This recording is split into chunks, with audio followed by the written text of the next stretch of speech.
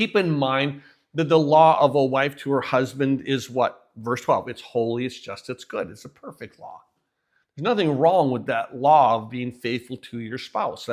That law is beautiful. However, we note something, and I want to take you to a text that's in the negative, but it's a text that we are all very familiar with. So I want to use this as an example, because when David had, when he committed adultery, and he eventually wanted to, say, okay, Bathsheba said, I'm with child, it's your child. What is David going to do? Well, he wants to, one, try to, coerce, Uriah into coming in and having some intimacy with his wife so that she could say, oh, the baby's yours, that just came early kind of a thing.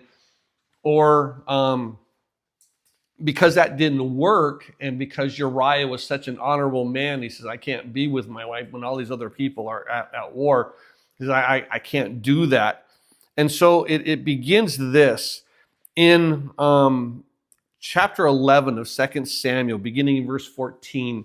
It says, in the morning it happened that David wrote a letter to Joab and sent it by the hand of Uriah. And he wrote in that letter saying, set Uriah in the forefront of the hottest battle and retreat from him, that he may be struck down and die.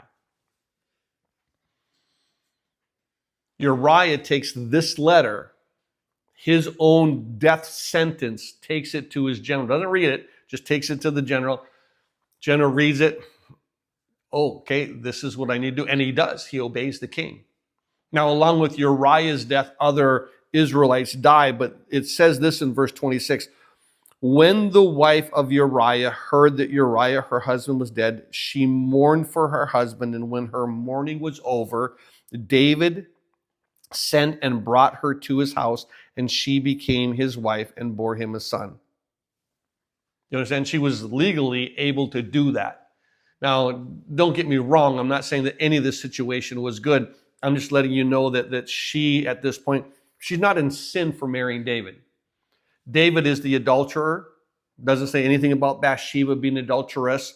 And so when her husband is dead through, what David did, she's now free to marry. And that's what I wanted you to at least see in this, that she's not in the wrong for marrying David now that her husband's dead. Everything leading up to that is wrong. I see Bathsheba not being the guilty one in this. I see David in his sin so horribly.